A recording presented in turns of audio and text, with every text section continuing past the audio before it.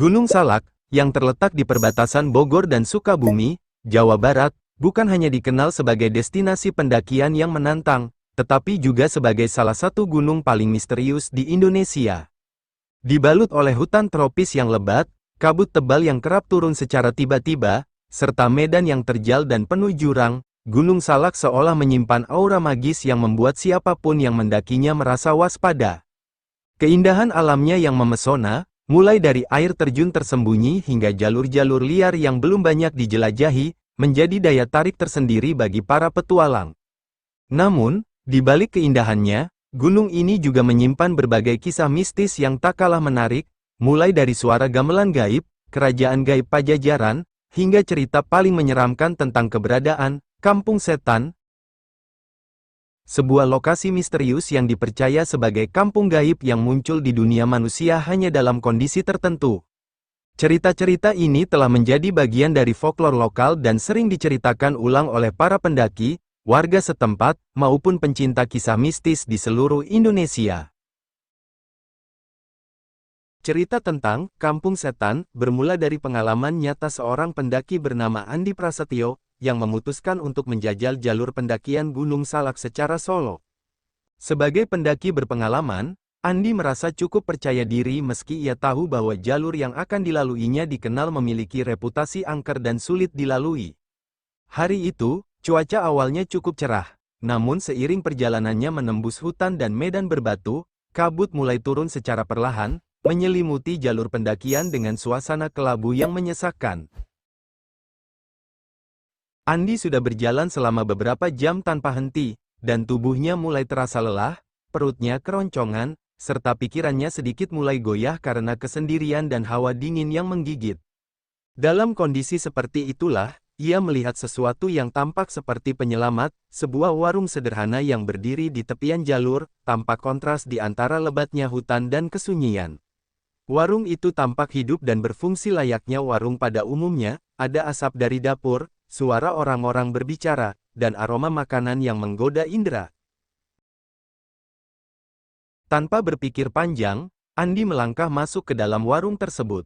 Interiornya sangat sederhana namun terasa hangat, lantai tanah yang dipadatkan, meja kayu panjang dengan beberapa bangku reyot, serta aroma masakan rumahan yang langsung menyambut indera penciumannya. Di sudut warung, seorang perempuan parubaya dengan senyum ramah menyambutnya, menawarkan segelas teh panas dan sepiring mie rebus. Di sekitarnya, terdapat beberapa orang lain yang tampaknya juga sedang beristirahat. Mereka mengenakan pakaian seperti warga kampung biasa, berbicara dengan logat Sunda yang kental namun sopan. Andi merasa nyaman, seolah benar-benar berada di tempat yang aman setelah berjalan cukup jauh di tengah kabut dan kesendirian. Tak ada hal aneh yang ia rasakan saat itu.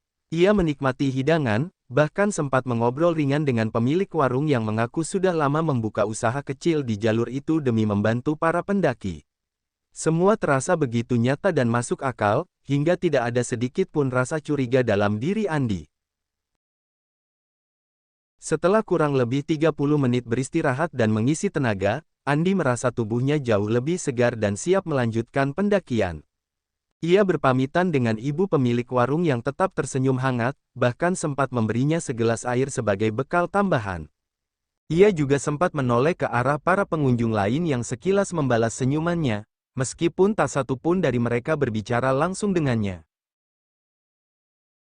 Begitu meninggalkan warung, Andi kembali menyusuri jalur pendakian yang mulai menanjak dan licin karena kabut makin tebal.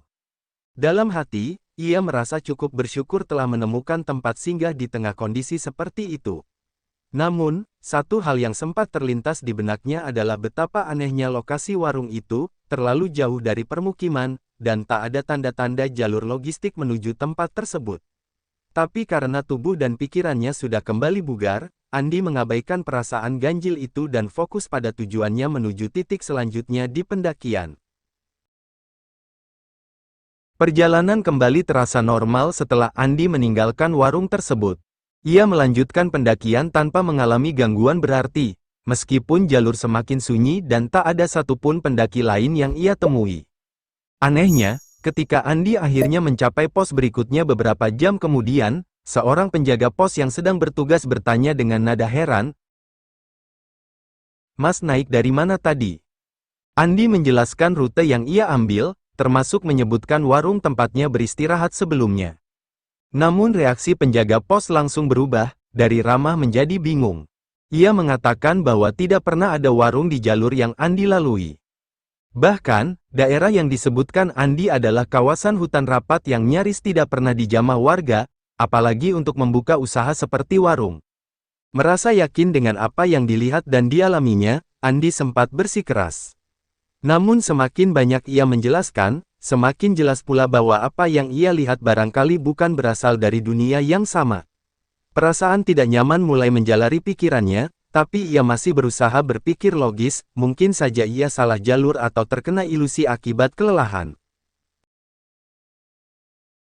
Setelah turun dari gunung dan kembali ke kehidupan sehari-hari, Andi masih tak bisa melupakan pengalaman aneh tersebut.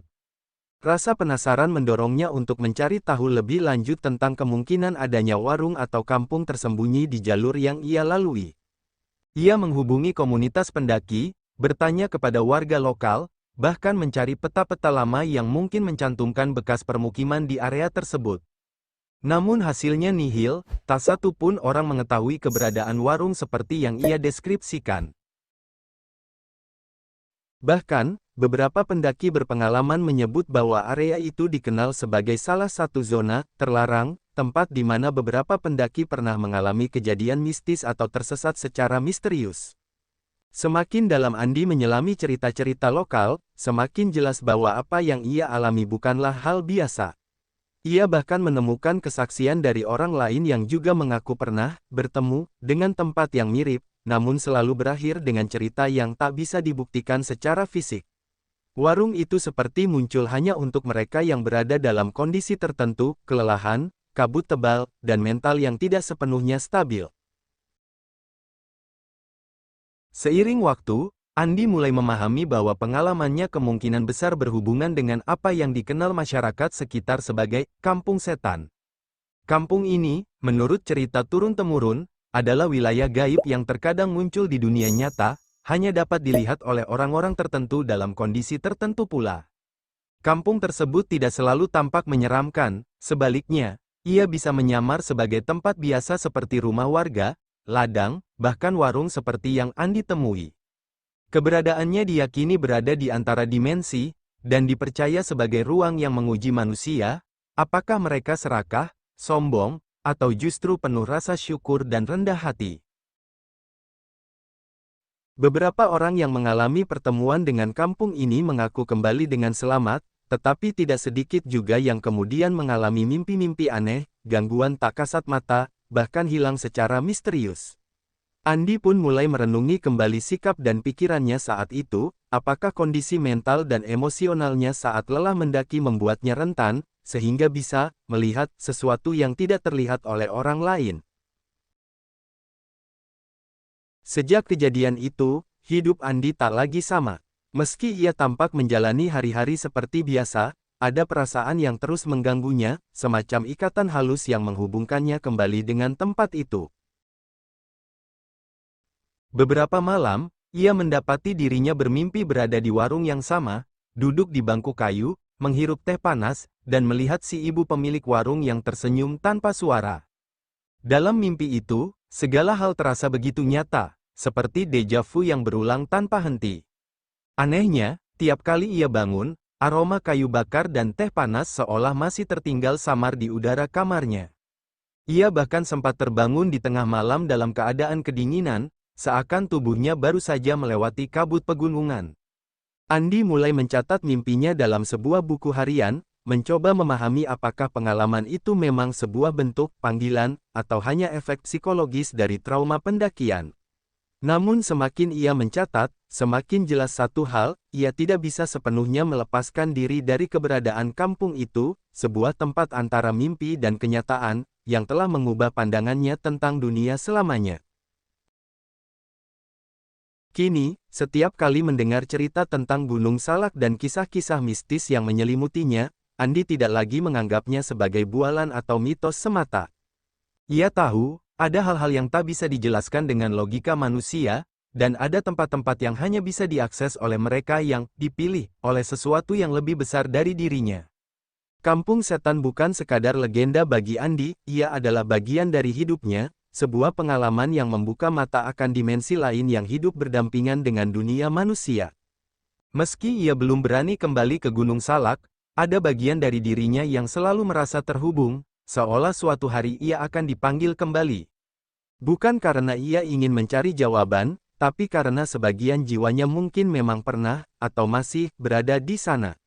Dan bagi Andi, misteri itu tak perlu diselesaikan. Cukup dikenang, dihormati, dan dijaga sebagai pengingat bahwa tidak semua perjalanan meninggalkan jejak yang bisa dilihat mata, beberapa hanya meninggalkan jejak di dalam diri, yang akan tetap ada, bahkan saat segalanya terasa seperti mimpi yang belum selesai.